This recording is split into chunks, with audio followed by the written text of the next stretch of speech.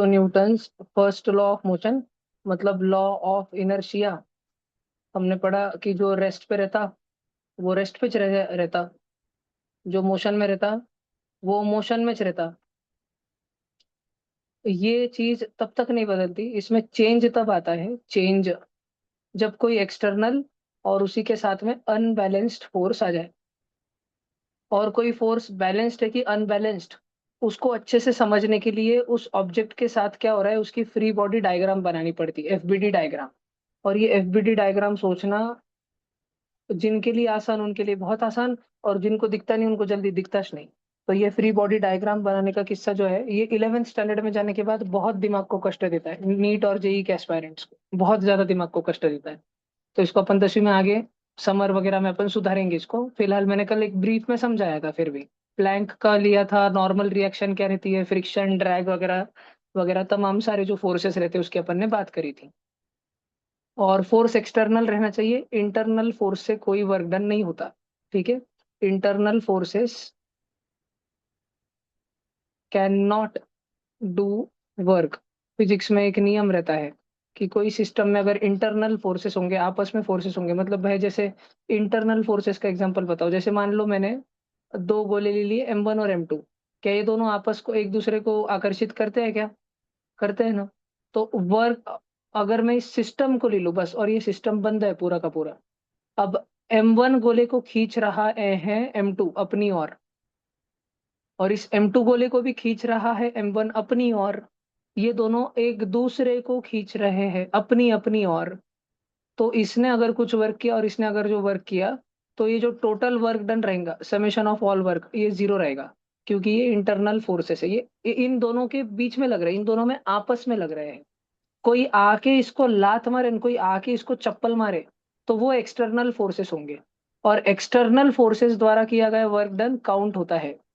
ठीक है, वो काउंट होता है, work done by internal forces is zero. ध्यान रहेगा। अभी तुम बच्चों को इसका कुछ, क्योंकि मैं बस ये थ्योरी में बोला, अपन ने अभी इसका कोई एप्लीकेशन वगैरह देखा नहीं, कोई क्वेश्चन वगैरह देखा नहीं, तो अभी ये समझ नहीं आएगा। जब अपन मई महीने में 10th चालू रहेगा, जब अपन प्रॉपर पढ़ रहे होंगे सारा, है ना, पहले 10th का सिलेबस पढ़ेंगे, मे बी ये जून वगैरह में आएंगी ये सारी चीजें वापस। तब अपन आराम आराम से इसको ब्रेक डाउन करके 11वीं की स्टेट बोर्ड की बुक खोल के उसके सारे क्वेश्चन खत्म कर रहे होंगे अपन, तब तब पढ़ेंगे। अभी के लिए आगे चलता हूँ। तो ये फर्स्ट लॉ ऑफ मोशन था। फिर Newton second law of motion क्या था कि rate of change of motion is directly proportional to force. और थोड़े टाइम बाद साइंटिस्ट लोगों को दुविधा पड़ी बड़ी कि भाई मोशन को कैसे गिन सकते, मोशन तो चैप्टर का नाम है। स्पीड को गिन सकते हैं, एक्सेलरेशन को वो तो न्यूटन ने सिखाया ना गिनना। कैसे गिनना? डीवी बाई डी टी करके, change in velocity, that change in velocity which happens in very little amount of time, that ratio is called acceleration। Newton ने डिफाइन किया एक्सेलरेशन। एक्सेलरेशन क्या होता है उसका डेफिनेशन ही न्यूटन ने दिया अपने को। तो स्पीड अपने को गिनते आई, एक्सेलरेशन अपने को गिनते आया, अपने को डिस्टेंस गिनते आता है, डिस्प्लेसमेंट गिनती आती है, अपने को वेलोसिटी गिनते आती है, स्पीड गिनती आती, तमाम सारी चीजें, टाइम गिनते आता है। लेकिन मोशन कैसे गिने? किसी ऑब्जेक्ट में, किसी चलते भागते घूमते दौड़ते फिरते ऑब्जेक्ट में मोशन कितना है? कोई बोले कि बताओ इस वक्त इसका मोशन कितना है, बताओ मोशन। अरे तो मोशन तो चैप्टर का नाम है। कोई बोले कि बताओ इसकी स्पीड कितनी, तो स्पीड बता देंगे। कोई बोले कि इसका मास बताओ कितना है, तो मास बता देंगे। कोई बोले कि बताओ ये 1 सेकंड में कितना चल जाएगा, तो वो डिस्प्लेसमेंट जो होगा S=2t+12 at² लगा के, in case of uniform motion, अगर इन यूनिफॉर्मली एक्सेलरेटेड मोशन वो लगा के वो बता देंगे। लेकिन मोशन थोड़ी, कैसे मोशन कैसे पता है किसी चीज का?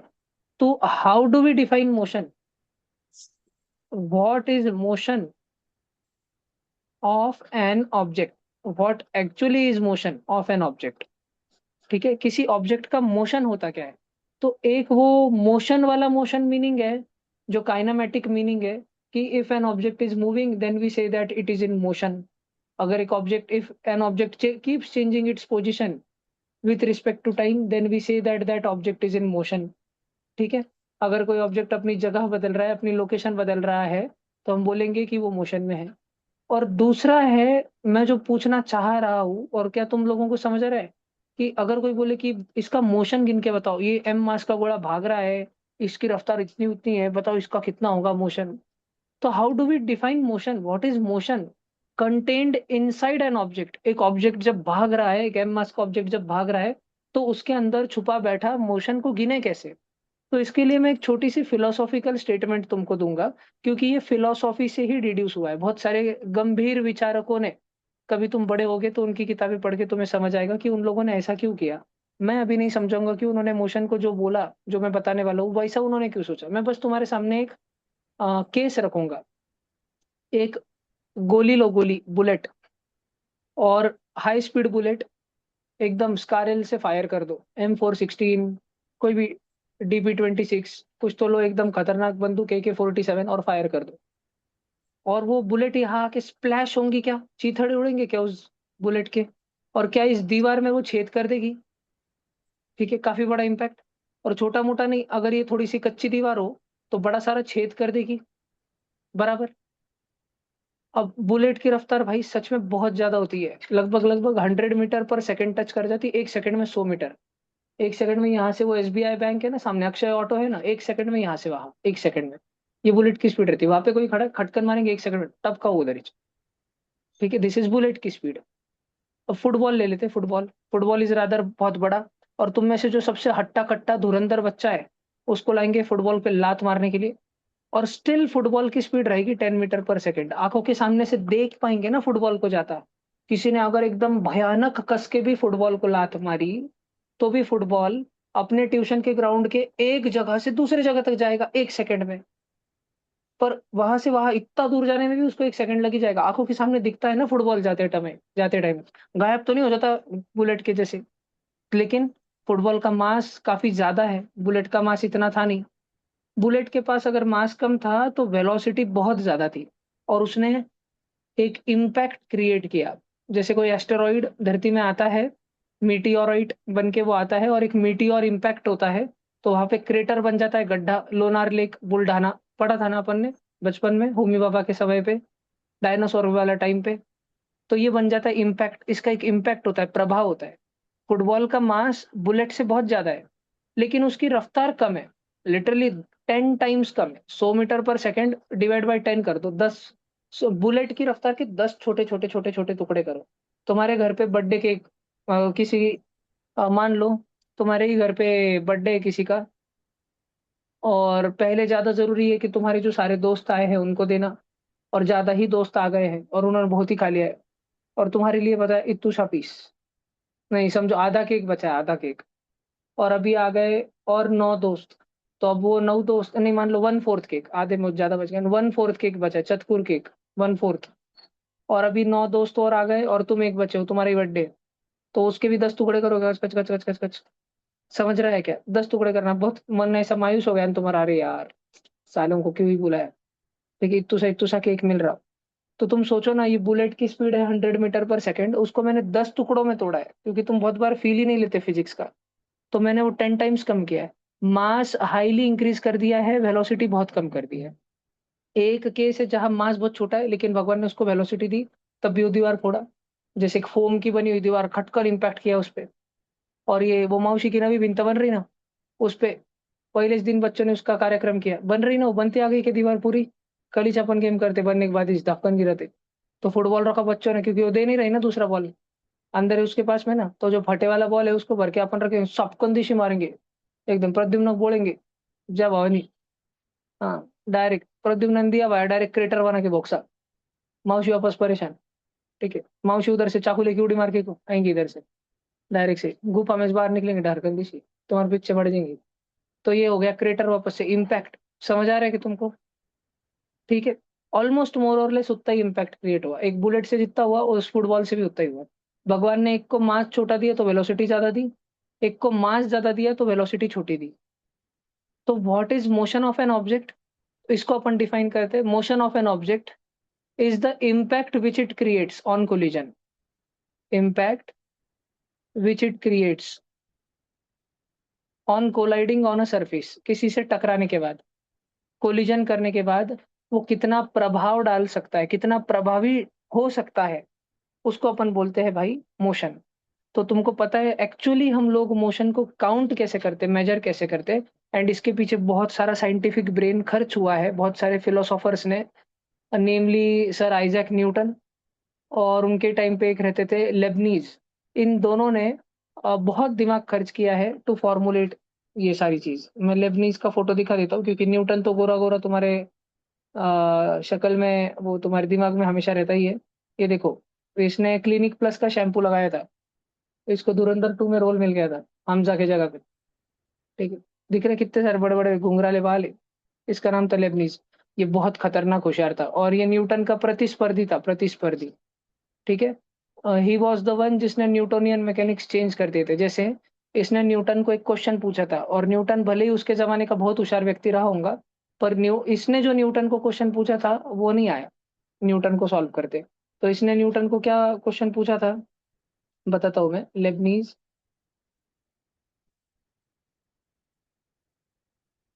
इसने पूछा था कि न्यूटन बाबा, तूने सिंगल पेंडुलम सॉल्व करके बताया है, ये डबल पेंडुलम जो है, इसका मोशन ज़रा मेरे को बता समझा के। कैसा होगा, किसका मोशन वगैरह? इसके कभी वीडियो देखे यूट्यूब पे? देखे ब्रेन रॉट वाले वीडियो आते हैं ना, दिमाग को कचरा बनाने वाले वीडियो, नहीं देखे?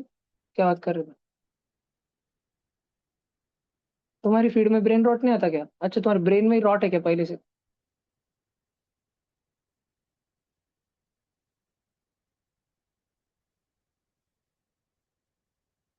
एक छोटा-सा दिखाना ज़रूरी है, ताकि तुम्हारे दिमाग में रहे कि डबल पेंडुलम क्या रहता है, और वो कितना केओटिक रहता, कितना केओटिक। देखो, A 1% difference in initial conditions quickly reveals the chaos inherent in a double pendulum. Although this means that a double pendulum can be unpredictable, its motion is nevertheless still entirely deterministic. A 1% difference in initial conditions quickly reveals the chaos inherent in a double pendulum.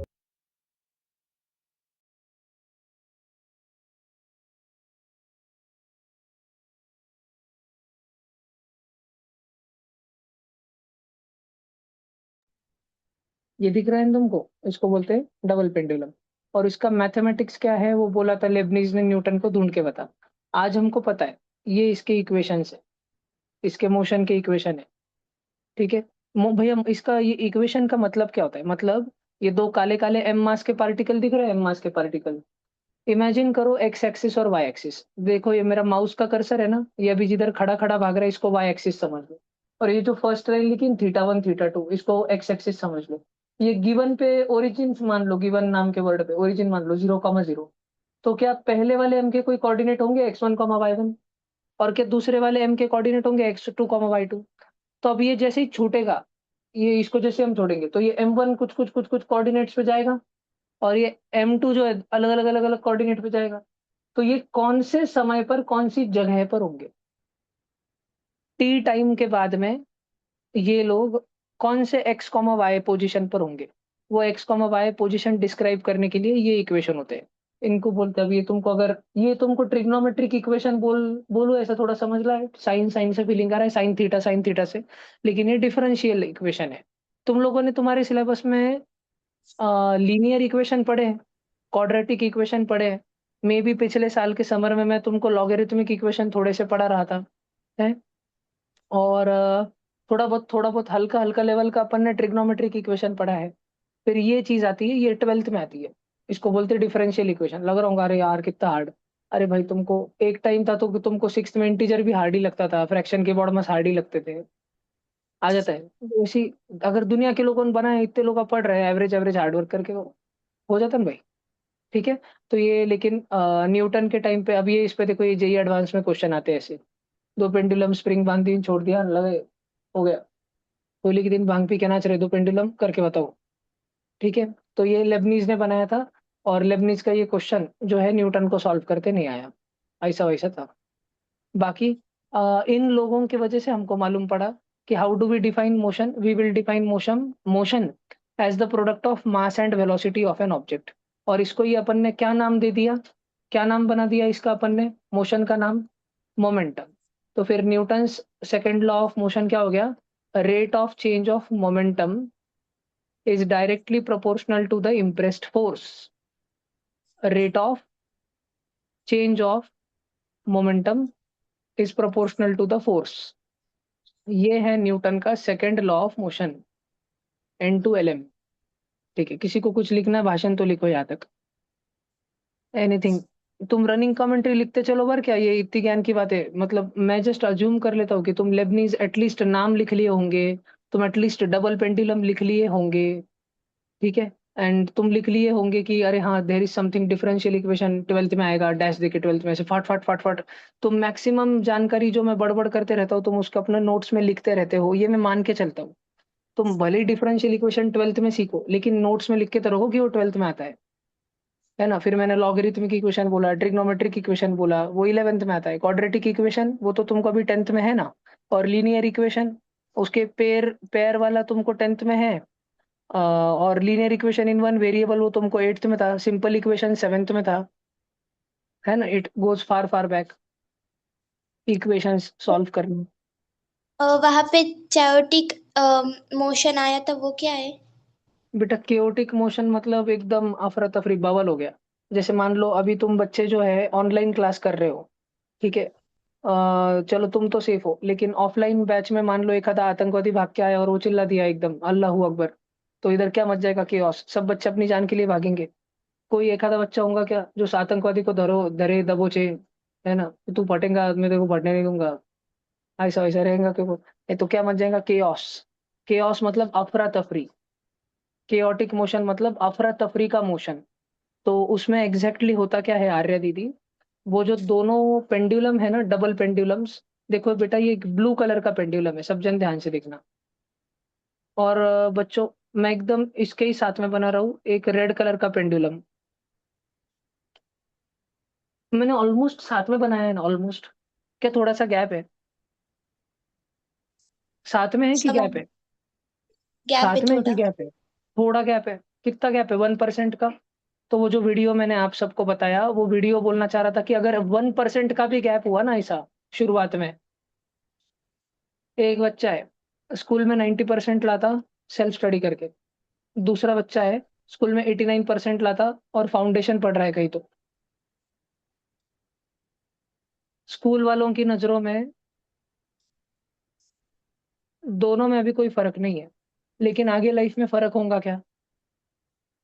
Minor condition से बहुत major फर्क निर्माण हो जाता है। इसको butterfly effect बोलते हैं। बहुत सारे ऑनलाइन बच्चे जानते होंगे। अभी वो वीडियो वापस से सुन लो एक बार, ठीक है। वो वीडियो में बोलेगा कि अगर अपन ने स्टार्टिंग में 1% का भी डिफरेंस रखा, मैं तुम सारे बच्चों को पढ़ा रहा हूँ, अगर मैंने तुम में से किसी एक बच्चे पे मेरा 1% भी ज्यादा ध्यान दिया, अगर पूरे साल भर भी, तो वो बच्चा बहुत अलग लेवल पे रहेगा बाकी बच्चों के मुकाबले। जस्ट ये वीडियो देखो वापस से। A 1% difference in initial conditions quickly reveals the chaos inherent in a double pendulum. Although this means that a double pendulum can be unpredictable, its motion is nevertheless still entirely deterministic. A 1% difference in initial conditions quickly reveals the chaos inherent in a double pendulum. Although this means that a double pendulum can be unpredictable, its motion is nevertheless सबको सबको दिख रहा है ना उधर दो pendulum, एक green है और एक ब्लू है ना। और वो शुरू में एकदम एक साथ में ही दिख रहे थे, मुझे दूसरा वाला तो दिख ही नहीं रहा a था, 1% difference in initial conditions. है ना। यहाँ तक ऑलमोस्ट यहाँ तक कोई फर्क नहीं दिखा था, यहाँ दिख के आया पहली बार फर्क। और फिर ये फर्क बहुत ज्यादा बन जाता है। वो जैसे वो ये रियल लाइफ का है एकदम। ये तो सारी तो मैंने आज क्या पढ़ा रहा हूँ मैंने तुमको तो ये बोला है ना, ये पढ़ाया था ना मैंने तुमको केओस थ्योरी एक दिन, बटरफ्लाई इफेक्ट। मैंने तुमको पिछले साल एक एग्जांपल लिया था कि एक बार टाइम ट्रैवल करके डोरेमोन की टाइम मशीन में बैठ के अपन पीछे चले गए डायनासोर के टाइम पे, और अपने शूज पे एक बैक्टीरिया लगा हुआ था जो उस टाइम में एग्जिस्ट नहीं करना चाहिए था, क्योंकि अपने शूज पे लगा हुआ बैक्टीरिया यूकैरियोटिक था और उस जमाने के प्रोकैरियोटिक वाले लोग रहते थे। और अपन जब उस डायनासोर वाले जंगल में चल रहे थे और डायनासोर के साथ फोटो वीटो खींच रहे थे, अपन दूर से सेल्फी ले रहे थे, और पटकन भागते भागते अपन अपने डोरेमोन के टाइम मशीन में आके बैठ गए और वापस आ गए, अपने को लगा कुछ नहीं होगा। बाय द टाइम जब अपन वापस आए दुनिया बदल चुकी थी और यहाँ कोई अलग ही एलियन बिलियन रहते थे 2026 में। बिल्कुल क्रेजी। क्योंकि अपन ने एक यूकैरियोटिक स्पीशीज इंट्रोड्यूस कर दी थी टाइम में, उस समय में जब वो एग्जिस्ट नहीं करनी चाहिए थी। हमारे शूज पे लगी हुई थी ना बैक्टीरिया, उधर डायनासोर के टाइम के हवा में मिक्स हो गया। और बैक्टीरिया तो एनहेंस होता ही रहता है, और एटमोस्फियर ऑलमोस्ट उतना ही है, उतना जितना नाइट्रोजन ऑक्सीजन तब था, ऑलमोस्ट ऑलमोस्ट उतना ही है ना। तो यूकैरियोटिक स्पीशीज क्योंकि बहुत ज्यादा एडवांस्ड थी, बहुत ज्यादा इवॉल्व्ड थी बाकी माइक्रो ऑर्गेनिज्म से उस समय के, उसने उस समय की बाकी सारी माइक्रोबियल लाइफ को खत्म कर दिया, सबको मार डाला उसने, सारे माइक्रो ऑर्गेनिजम्स को। और सारे माइक्रो ऑर्गेनिजम्स को मारने के बाद जब वो डायनासोर के बॉडी के अंदर घुसी थ्रू एयर वाटर और सम मीन्स ऑफ, वो डायनासोर वो जैसे क्या बोलते हैं उसको, कंटेमिनेशन होता है ना, फूड का कंटेमिनेशन, वाटर कंटेमिनेशन, वो जैसे घुसता है डायनासोर में, तो डायनासोरियल स्पीशीज, रेप्टिलियन स्पीशीज उसको हैंडल नहीं कर पाई। जैसे इंसानों पे कोरोना आया तो भारी पड़ गया, फिर अपन ने कुछ डोस वोस दवाई विवाई बनाई, हाइड्रोक्सीक्लोरोक्विन, तो फिर उसका वो अल्फा वेरिएंट आ गया, याद है ना, अल्फा वेरिएंट थोड़ा थोड़ा याद है ना, इतने भी छोटे नहीं थे ना तुम कोविड में। फिर ओमिक्रॉन आ गया, डेल्टा वेरिएंट आ गया उसका डेंजर। और इससे पहले कि वो वायरस एडेप्ट होके और भी कुछ खतरनाक बनता, हमने बहुत ही खतरनाक वाली वैक्सीन बना दी। तो कोविड आएगा कुछ टाइम बाद, वापस आएगा और ज्यादा खतरनाक रूप लेके, उस वैक्सीन से भी ज्यादा खतरनाक जो हमने लगाई है, फिर हमको और ज्यादा पावरफुल वैक्सीन बनानी पड़ेगी। तो ऐसे होगा, तो ये केओस थ्योरी है। Little things that we do, जैसे तुम में से एक बच्चा मान लो दिन में स्कूल और ट्यूशन के अलावा घर पे 3 घंटे पढ़ता है, बाप रे, ऑफलाइन वाले बच्चों को इम्पॉसिबल चीज दिख गई एकदम। जस्ट इमेजिन आज कितना पढ़े हो तुम यहाँ आने के बाद, यहाँ आने से पहले स्कूल से आने के बाद, तुमको दिखेंगे 3 घंटे बहुत ज्यादा हो गए, इतना पढ़े ही नहीं होंगे। मान लो ऑनलाइन बच्चों के हिसाब से मैं बोलूँ कि 3 घंटा तुम में से कोई बच्चा पढ़ता है, और तुम में से अनदर कोई बच्चा है वो 3.5 घंटा पढ़ता है डेली। दो बहुत डिसिप्लिन्ड बच्चे हैं, मान लो इतने सारे जो 40 बच्चे तुम ऑफलाइन ऑनलाइन हो, तुम सब में सब लोगों को मिला के दो बच्चे जो सबसे ज्यादा डिसिप्लिन्ड है, एक 3 घंटा पढ़ता है, एक 3.5 घंटा पढ़ता है। दोनों की लाइफ में डिफरेंस होगा क्या आगे चल के? बहुत ज्यादा डिफरेंस होगा, अगर अपन कंसिस्टेंटली मैप करें over a period period of time, तो बहुत ज्यादा डिफरेंस होगा। ठीक है, ड्रास्टिक ड्रास्टिक डिफरेंस होगा। तो ये है केओस थ्योरी, या केओस थ्योरी का और एक नाम है बटरफ्लाई इफेक्ट। तो ये किसको पढ़ाते हैं, या कौन से लोग ज्यादा करके इसको पढ़ते हैं?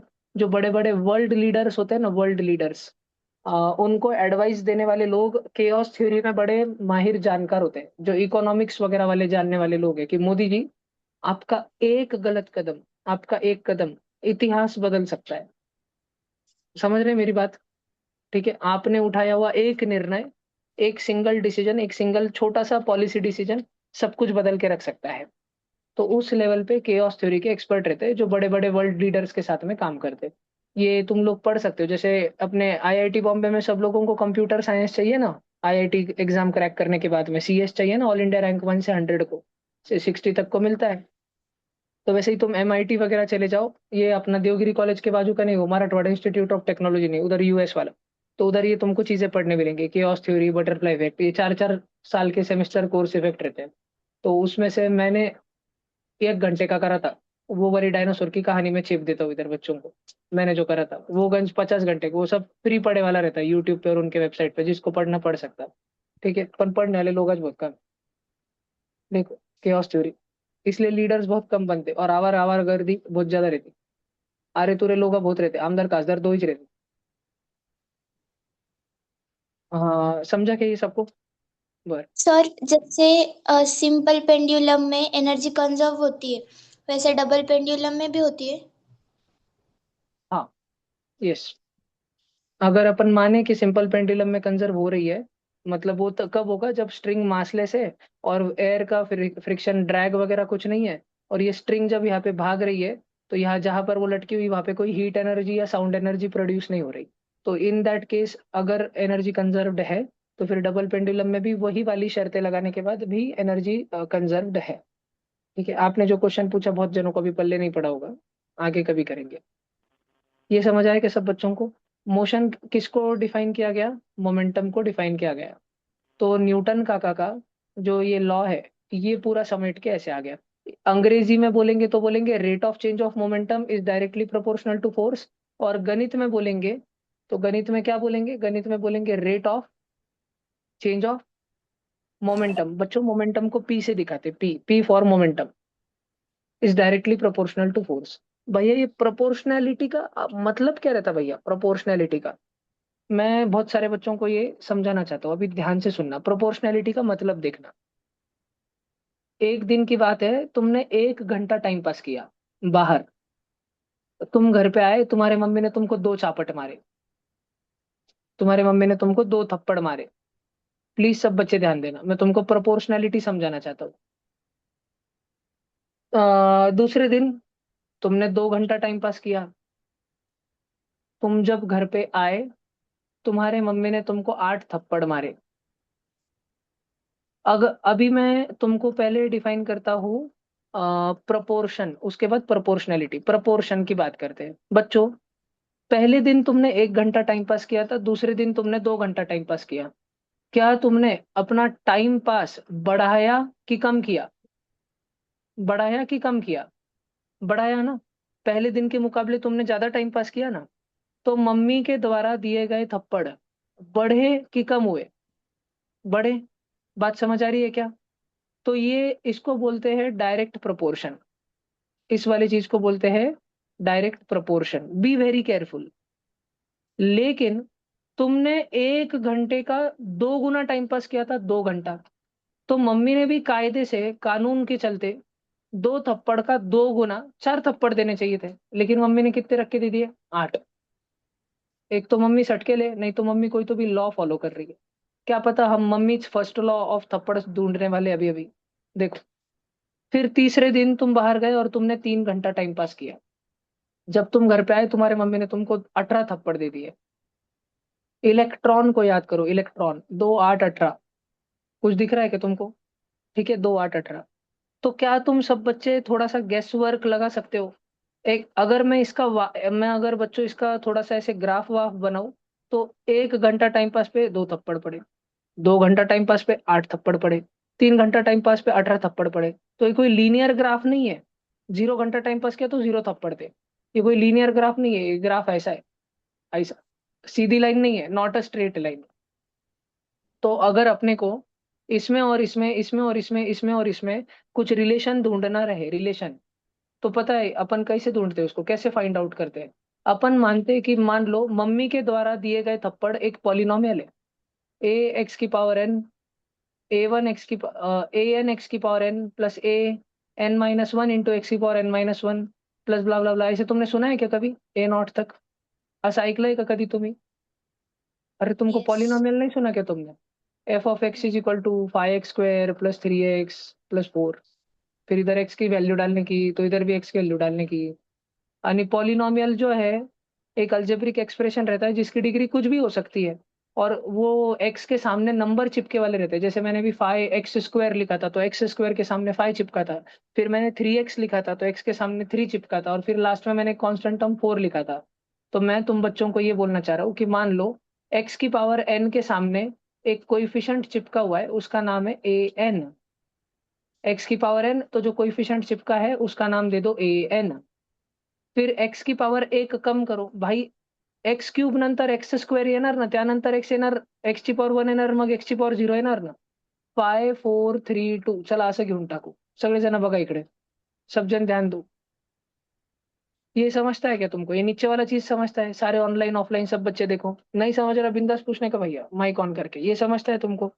अच्छा, अभी मैं तुमको क्या समझाना चाह रहा हूँ, मैं तुमको ये बोलना चाह रहा हूँ कि जो एक्स की सबसे बड़ी पावर है, अब भी जो मैंने नीचे नीला नीला डब्बा दिया है, इसमें एक्स की सबसे बड़ी पावर कौन है?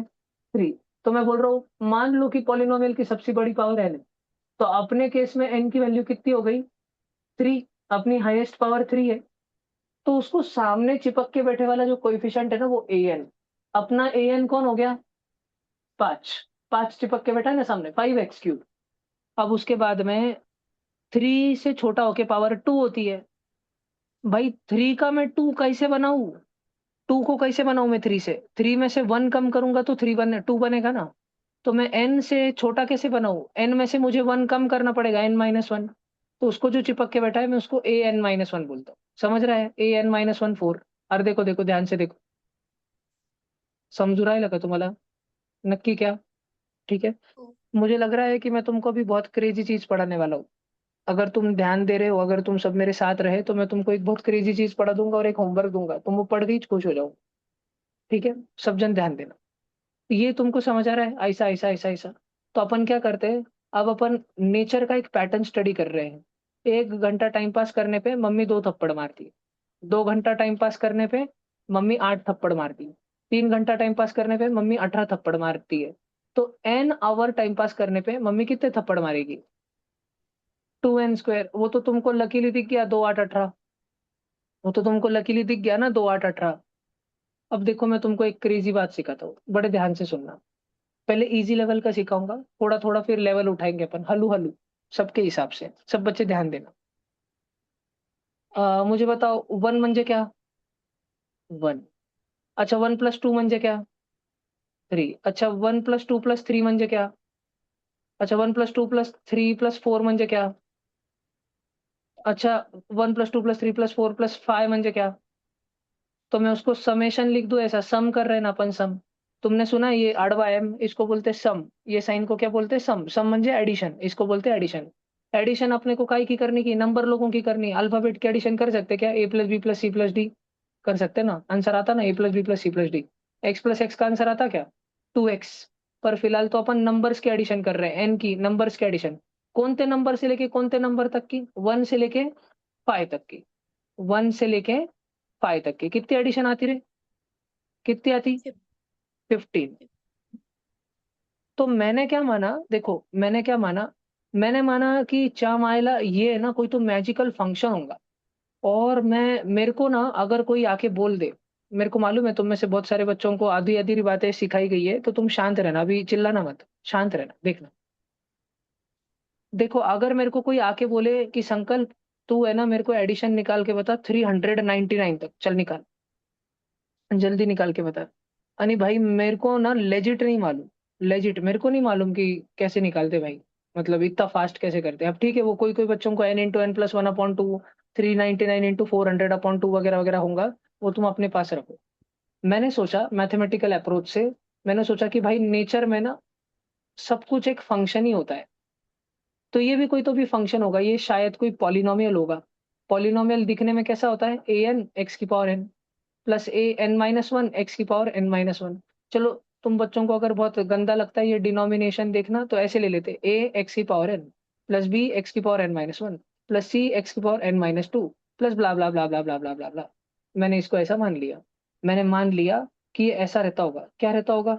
कि ये एक मैजिकल कुछ तो फॉर्मूला होगा, कुछ तो फॉर्मूला। उस फॉर्मूला के अंदर अगर मैं x के जगह पे, मतलब वो n के जगह पे मेरा मन पसंदीदा नंबर डालूँ ना, अगर मैं f(1) डालूँ, तो आंसर 1 आ जाना चाहिए। 1 तक के एडिशन, 1 से लेके 1 तक के एडिशन। अगर मैं n के जगह 2 डालूँ, तो 1 से लेके 2 तक की एडिशन आनी चाहिए। 1 से लेके 2 तक की एडिशन कितनी होती है? 3। अगर मैं उस फॉर्मूला में 3 डालूँ, तो उसमें 1 से लेके 3 तक की एडिशन आ जानी चाहिए। 1 + 2 + 3 6। अगर उसमें मैं 4 डालूँ, तो उसमें 1 से लेके 4 तक की एडिशन आ जानी चाहिए। 1 + 2 + 3 + 4 10। अगर मैं उसमें n डालूँ, तो उसमें 1 से लेके n तक की एडिशन आ जानी चाहिए। कितनी आएँगी? Question mark. पता नहीं मुझे, पता नहीं मुझे। अच्छा जी, पता नहीं अपने को। चलो एक काम करते हैं, मान लेते हैं कि ये कोई पॉलिनोमियल होगा। पॉलिनोमियल जनरली ऐसे देखे हैं बच्चों तुमने? देखे ना ऐसे, ऐसे पॉलिनोमियल देखे ना? मैं अगर इसको उल्टा लिखूँ तो कोई किसी को दिक्कत तो नहीं है? मैं अगर इसको उल्टा लिखूँ तो? 4 + 5x + 3x सेम बात है ना? x + y is y + x, 1 + 2 is 2 + 1 ऐसे लिखूँ तो चलता है ना? तो मैं f ऑफ n को मान लेता हूँ कि एक कांस्टेंट टर्म होगा a, फिर b होगा n⁻1 के साथ, फिर c होगा n⁻2 के साथ, फिर d होगा n⁻3 के साथ, फिर e होगा n⁻4 के साथ, और डाडा डाडा डाडा डाडा डाडा, मेरे को नहीं पता कितने डिग्री का पॉलिनोमियल है, मैंने मान लिया बहुत बड़ा पॉलिनोमियल होगा। सब बच्चे अभी मेरी बात ध्यान से सुनना, तुमको कुछ तो दिखने वाला है मैजिक। एफ ऑफ एन को मैं मान रहा हूँ a plus b into n plus c n² plus d n³ plus e n4 plus blah blah blah blah blah blah blah blah. और ये भैया एफ ऑफ एन है क्या बच्चों? ये एक फंक्शन है। फंक्शन है बोले तो ये कंप्यूटर है, कंप्यूटर। एआई, जेमिनाई, एलेक्सा, सीरी। मैंने अगर इसको बोला एन की वैल्यू 4 ले 4, तो ये अपने दिमाग में, ये अपने खिचड़ी दिमाग में अंदर 1 + 2 + 3 + 4 करेगा और मेरे को आंसर बताएगा 10। रोबोटिक वॉइस में बोलेगा 10। तो मैं n के जगह चाहे जो डालूं, मेरे को करेक्ट आंसर मिलने वाला है। और मैं मान ले रहा हूँ कि चलो मान लेते हैं n कोई फंक्शन होगा। मैंने n के जगह जब 1 डाला तो मुझे आंसर कितना, मैंने n के जगह 1 डाला, तो b × 1 b, c × 1 का स्क्वायर c, ये d, ये डा डा डा डा डा डा डा डा, ऐसा हो गया क्या? और मेरे को बताओ जब मैंने 1 डाला, 1 तक की एडिशन चाहिए, हे भगवान प्लीज मुझे 1 से लेके 1 तक की एडिशन बता दे। तो भगवान ने ऊपर से क्या डाला आंसर? 1। 1 से लेके 1 तक की एडिशन कितनी होती? 1। समझ आ रहा है क्या तुमको? मतलब a plus B plus C plus D plus dot dot dot dot dot dot dot की वैल्यू क्या है? 1। सब बच्चों को समझ आता है क्या? खोपड़ी में मेरी जो बात है वो समझ रही है? अच्छा, मैंने भगवान को बोला, हे भगवान मैं मैथ्स में बहुत कच्चा हूँ। हे भगवान मैं मैथ्स में बहुत कच्चा हूँ। तुमको समझ आ रहा है? मैं n की जगह 2 रख रहा हूँ। मैं n की जगह 2 रख रहा हूँ। bn है तो 2b, cn स्क्वायर है तो n का स्क्वायर 2 का square 4, 4c, 8d।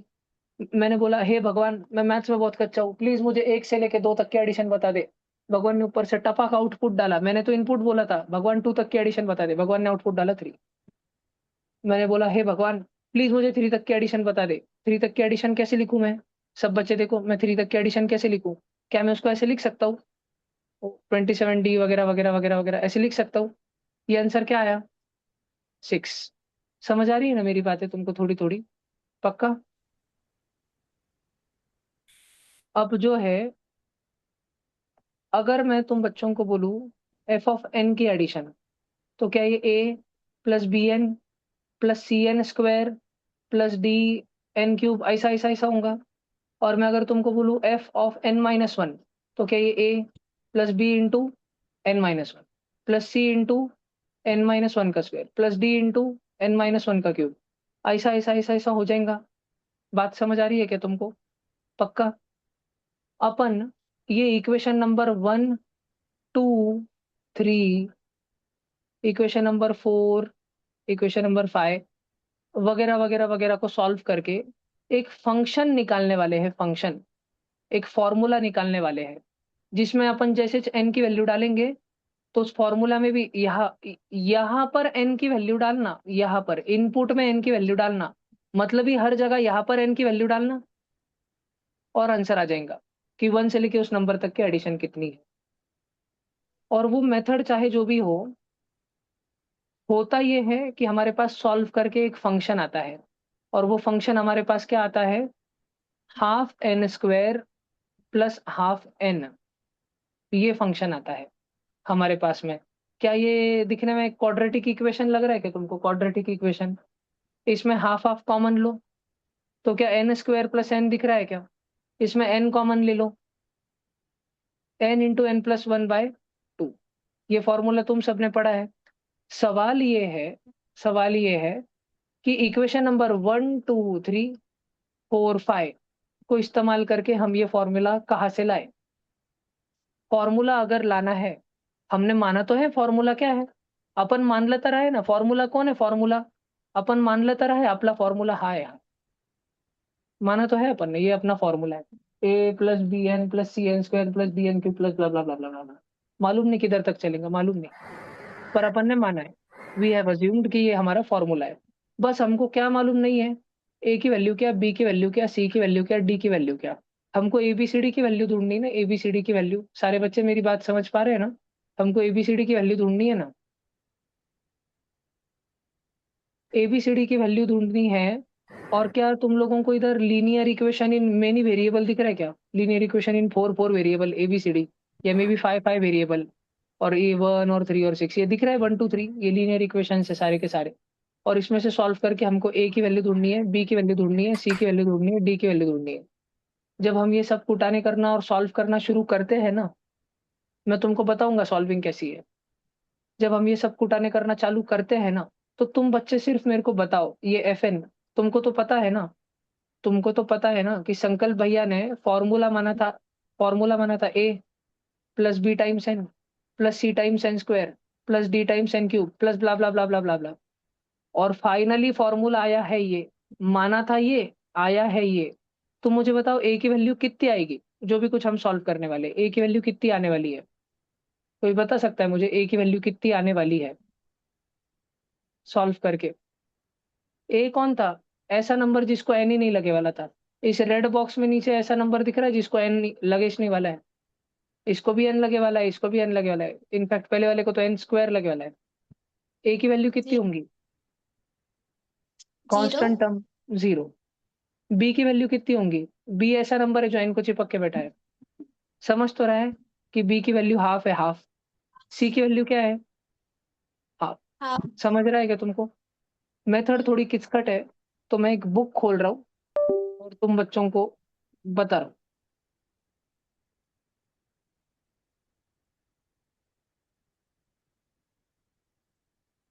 Upon jump in करेंगे उस चैप्टर पर। सांग सांग बोला ना, समेशन ऑफ सीरीज पे चावर वाह क्या क्रेजी, डायरेक्ट भस्कंदी शोज खुल गए।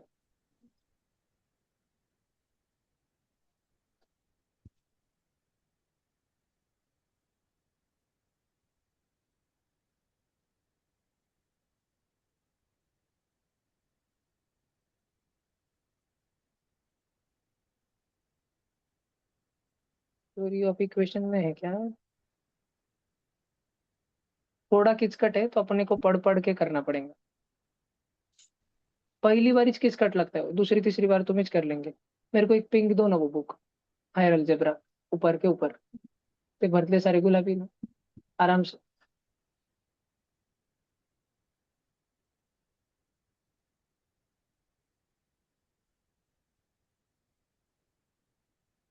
तुम 1 मिनट उसमें खोल के देखो ना, सारा इंडेक्स में पढ़ते जाओ।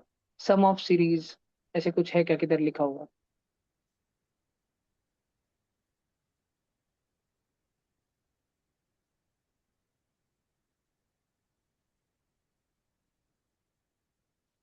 इधर दिखाओ। 1 मिनट।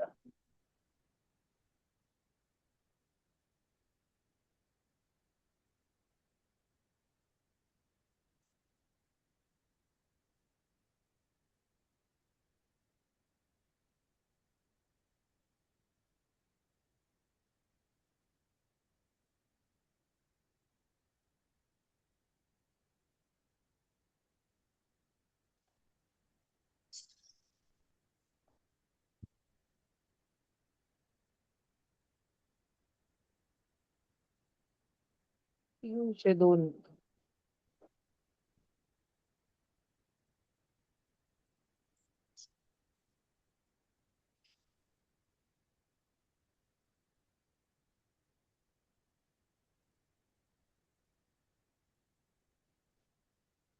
हम्म, 1 मिनट।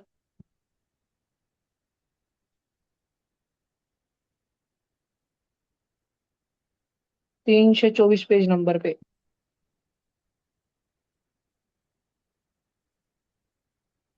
ये वाली अलग।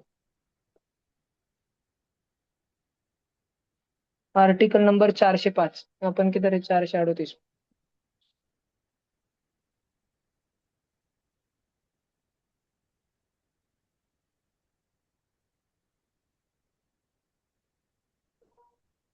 402, 403, 404, 405 दिख रहा है ये इधर। To find sum of rth powers of first n natural number. अपने को ढूंढने का है 1 की पावर r+2 की पावर r+3 की पावर r+। ऐसे तुमने वन, अभी अपन ने क्या ढूंढना का कोशिश करा था? 1 की पावर 1 +2 की पावर 1 +3 की पावर 1। अपन ये ढूंढ रहे थे ना, ब्लैक कलर। 1 की पावर 1 +2 की पावर 1 +3 की पावर 1। ऐसे ही सम ऑफ एन स्क्वायर्स भी है, 1 स्क्वायर +2 स्क्वायर +3 स्क्वायर। ऐसे ही सम ऑफ क्यूब भी है। फिर उसके बाद सम ऑफ फोर्थ टर्म्स भी है। अगले पेज पे अपन घुसे। नहीं नहीं, ये वाला बाइनोमियल से है मेथड। 1 मिनट थांबो। वेज वाला मेथड है क्या? नहीं नहीं नहीं, रुको। ये वाला ही है। एक मेथड। मेरा वाला ज्यादा इजी था, जो कि मैंने मेरी हायर अलजेब्रा में लिख के रखा है। जो पेजेस फटे हुए उधर देख रहा हूँ मैं।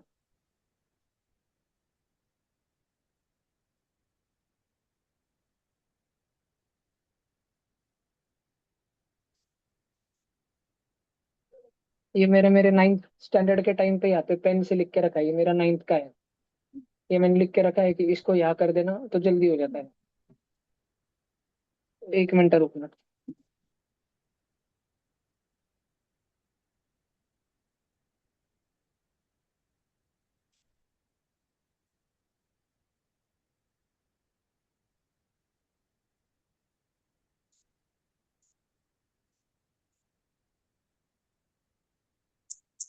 ये आर्टिकल है। तो देखो अपन पढ़ते हैं। मैंने एक काम किया था ना अभी। मैंने एक एफ ऑफ एन में एक बार एन रखा और नीचे मैंने एन के जगह n-1 रखा, है ना। सब बच्चों को जिनको मैथमेटिकली थोड़ा बुद्धि थोड़ा सा डगमगा है, उनको थोड़ा लिटिल इंटरेस्ट आ रहा होगा, पर साथ रहने की कोशिश करो। एन के जगह अपन ने एन रखा पहले, फिर एन के जगह पे अपन ने क्या रखा, n-1 रखा। वो भी एन के जगह एन रख रहे हैं, और उसके बाद में वही लोग एन के जगह पे n+1 रख दे रहे हैं। मेरे को स्क्रॉल करने दो। ये पढ़ो, फर्स्ट लाइन शांति से पढ़ो, देखो स्क्रीन पर देखो। Assume that S of n, वो f of n is a not n की power r plus one plus a one n की power r plus a two n की पावर आर-1 वगैरह वगैरह वगैरह वगैरह जा रहा है, जहां पर हमको ए बी सी डी मतलब a not a one a two a three ये सारी वैल्यूज हमको ढूंढनी है। अब उन्होंने एक लाइन बोली, राइट n+1। ये देखो ये line, right n+1 in place of n and subtract. तो सब जगह n के जगह पे n+1 रख दो और दोनों इक्वेशंस को सब्ट्रैक्ट कर दो। सब्ट्रैक्ट होने के बाद हर बार एक कॉमन टर्म आएगा, n+1 की कुछ तो भी पावर, n+1 की पावर r बार बार आ रहा होगा। कभी r+1 आएगा, अरे भाई इसमें जूम नहीं होता। कभी r+1 आएगा, कभी n+1 की पावर r आएगा, कभी n+1 की पावर r-1 आएगा, सब में r आएगा। तो ये n+1 की पावर जो r है, उसको अज्यूम कर लो कि वो ऐसा ऐसा ऐसा है।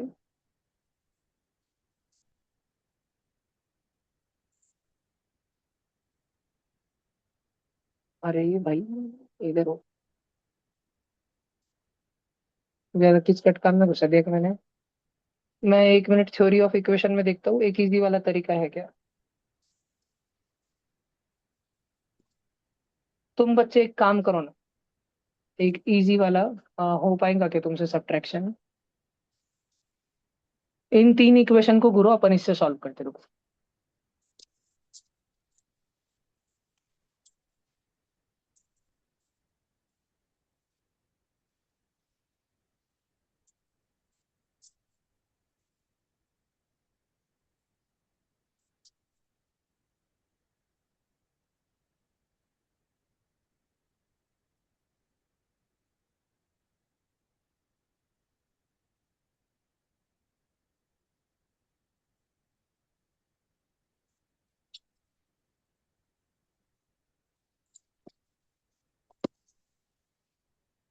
ऐसे नहीं होगा।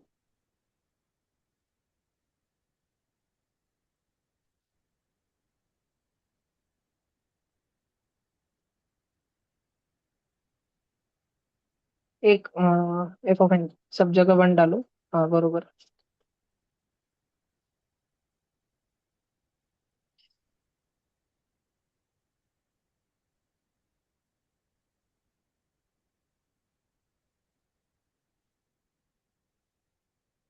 नहीं मैं फैक्टराइज करने में सीखा था वो बरोबर।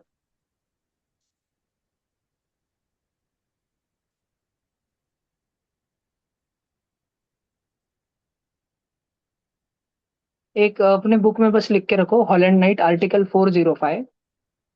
वो एक है, मैंने जिधर से सीखा था वो एक अलग आर्टिकल है, वो मैं निकाल रहा हूँ।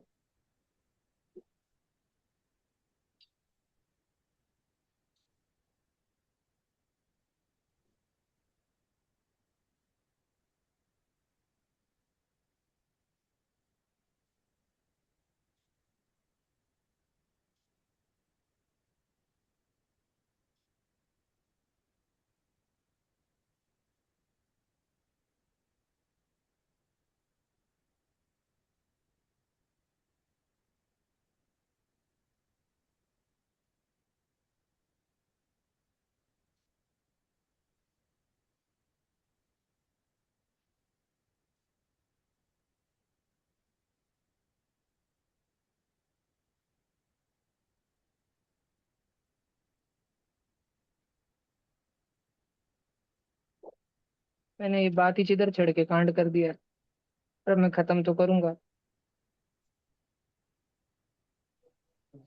हम्म। हाँ। एक मेरी फॉर्मूला बुक में होगा लिखा हुआ, मेरा खुद का जो अप्रोच है उसको सॉल्व करने का, वो वाला चीज मैंने लिख के रखा होगा 100%। क्योंकि मेरे को ये याद है, क्योंकि मैंने ये 9th स्टैंडर्ड में खुद से ढूंढा था। मेरे को क्वेश्चन आया था जब मैं डीएफसी में था कि 1 की पावर 4 प्लस 2 की पावर 4 प्लस 3 की पावर 4 की प्लस 4 की पावर 4, ऐसे n की पावर 4 तक निकालने का क्या फॉर्मूला होगा। और हमारे टाइम स्मार्टफोन वगैरह नहीं रहते थे, तो ये बुक थी डीएफसी के लाइब्रेरी में। एक दिन इसको चापड़ते क्योंकि हमको डीएफसी में लिखा के रखा था, जो कि मैंने भी तुमको सिखा के रखा है, sum of n natural number 1 plus 2 plus 3। वो मैंने लिखा n × n+1/2। फिर square of natural number 1 square plus 2 square plus 3 square, तो वो था n × n+1 × 2n+1/6। फिर sum of cube 1 cube plus 2 cube plus 3 cube, वो n × n+1/2 का होल स्क्वायर रहता। एन नेचुरल नंबर्स का ही क्यूब वाला जो होल स्क्वायर रहता। फिर मेरे को चुल पड़ गई थी कि पावर 4 का एडिशन क्या होता है। मैंने मेरे मास्टर को पूछा, मास्टर बोला था कि चुप बैठ। तो फिर मैंने खुद से निकाल दिया, बैठा था इंडक्शन में क्या। और मैंने वो अप्रोच जो है, मैंने बहुत सप्लीमेंट भरे थे हमारे वो डाउट्स टीचर के टेबल पे, मेरे को ध्यान है। उधर सप्लीमेंट रखे रहते थे और मैं ये बुक खोल के कंटिन्यूअसली सॉल्व करते बैठा था मैं। 9वीं में था तब मैं। और मेरे को मिल गया था पावर 4 का फॉर्मूला, मैंने खुद निकाला था, 10-12 सप्लीमेंट भरा थे। और फिर मैंने वेरीफाई करके देखा था, डाल डाल के 10 वैल्यूज तक सब बरोबर था। तो मैं क्रेजी खुश हो गया था। तो मेरे को एकदम लगा कि मैंने जो 9वीं में करा था, इसमें उड़ी मारने के लिए, क्योंकि मेरे को पूरा कंप्लीट रिकॉल नहीं था, और ऐसे पैटर्न्स रिकॉल हो जाते ना आते आते, कि हाँ ठीक है ऐसे कुछ तो करा था, हम बच्चों को बता देते। तो फिर मेरे को अभी बुक खोलने के बाद यार रखने, हाँ मेरे को 9वीं में बाइनोमियल थ्योरम आता था।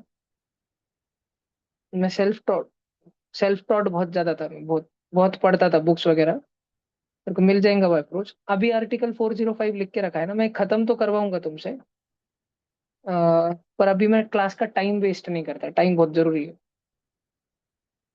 एक आर्टिकल और लिख के रखो, मेरे को याद नहीं आएंगे इसलिए। तो 105 है मेरा, इसका चैप्टर नंबर 35 है ना, वो मेरा फेवरेट चैप्टर है, थ्योरी ऑफ इक्वेशन नाम से है, हॉल एंड नाइट में, वो मेरा पर्सनल फेवरेट चैप्टर है। वो एक चैप्टर से मैं बहुत ही ज्यादा आगे निकल गया था। मिल गया भाई, मिल गया भाई, मिल गया भाई। क्रेजी है चामाइला। नहीं नहीं मिला भाई। अरे भाई, कठिन का भाई। पास्कल ट्रायंगल, 1 मिनट मेरे को याद आने दो, याद आने दो।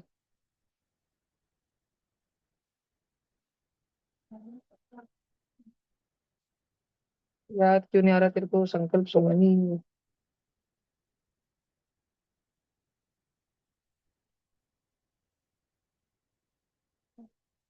जैसे एक मैंने अभी तुमको आर्टिकल 406 खोला ना, ये देखो, हाँ मैं तुमको एक क्वेश्चन बताता। वो मैंने सॉल्व किया हुआ है मेरे 9th में। आ, इधर भी भाई।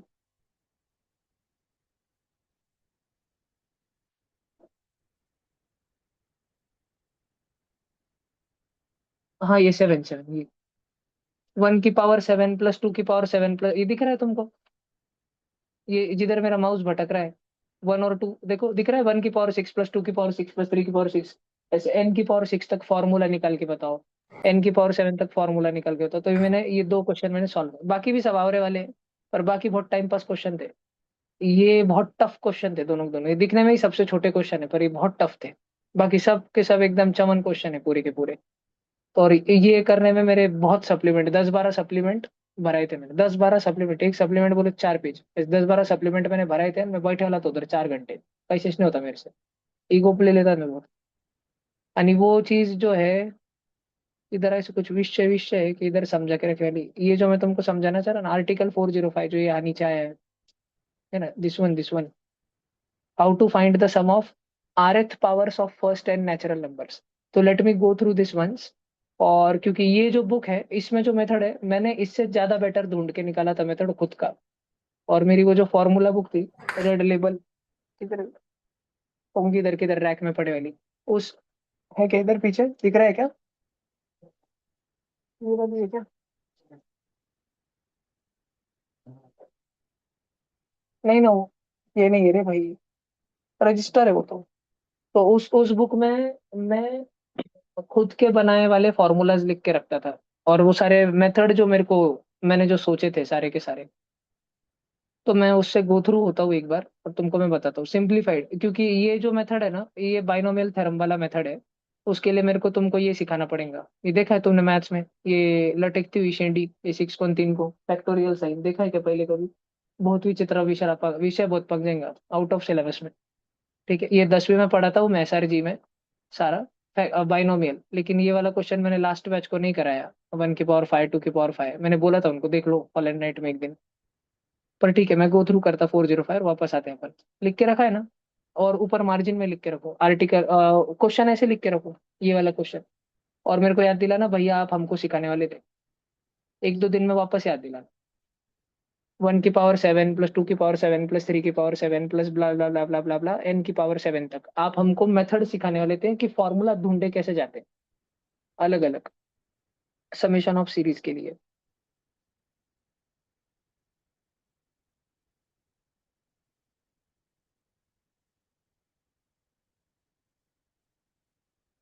तुम बच्चों में है क्या इतना मैथमेटिकल रिगर कि तुम बैठ के ये सब कर पाओ? क्योंकि मैंने ये वाली जो मेथड है ना, मैंने इससे भी फॉर्मूले निकाले हुए हैं। वो जो मैंने N की पावर 4 के लिए, N की पावर 7 के लिए जो निकाला है, वो ये एक ही पेज पे देखो, ये सिंगल पेज पे समझा के रखा। और उधर दो सॉल्ड एग्जाम्पल है। जैसे ये सॉल्ड एग्जाम्पल है कि 1 की पावर 5 प्लस 2 की पावर 5 प्लस 3 की पावर 5 ऐसे लेके N की पावर 5 तक फॉर्मूला निकालो। तो ये नीचे फॉर्मूला आ गया, दिख रहा होगा ना तुमको? N की पावर 6/6 प्लस N की power 5/2 plus 5N4/12 minus N² ये तो मैंने बैठ के, ये जो दिस एक पन्ना सिंगल, एक छोटा सा सिंगल पन्ना है ये, दिस ये मैंने इस मेथड से करके रखा हुआ है मेरे टाइम पे सारा, बैठ के ऐसे 5 5 6 6 अलग अलग फॉर्मूले सप्लीमेंट करके रखा है। अभी के बच्चों में वैसा रहता नहीं है।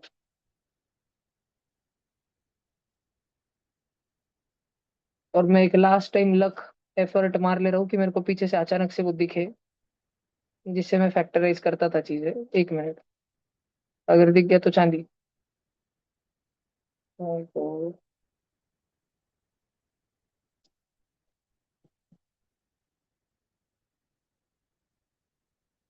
इतना दिख गया मेरे को, सिंथेटिक डिवीजन वगैरह मैं इससे खुद से पढ़ के सीखा था, सिंथेटिक डिवीजन। वो तो अभी 2018 में जब स्टेट बोर्ड की बुक बदली, फिर 9th स्टेट बोर्ड वाले बच्चों का है सिंथेटिक डिवीजन क्या रहता है, Horner's method of synthetic division. वो तो सब मैं इससे सीखा था।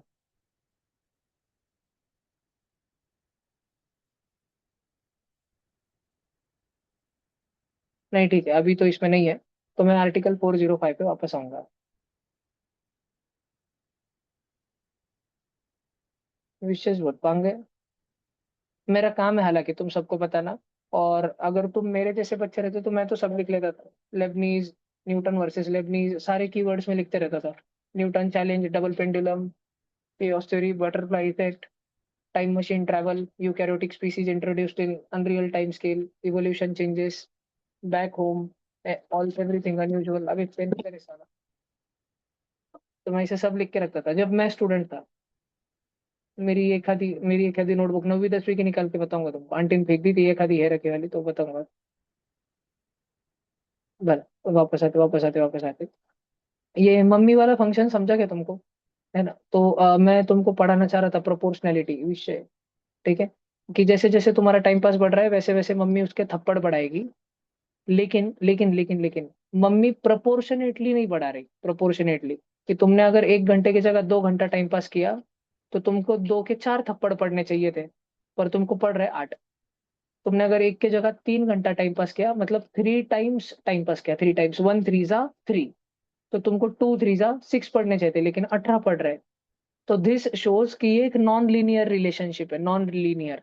तो इसमें कुछ तो क्वाड्रेटिक, क्यूबिक वगैरह वगैरह लोग इन्वॉल्व है। और जब पता है नंबर ऑफ थप्पड़ अपन निकालते हैं ना,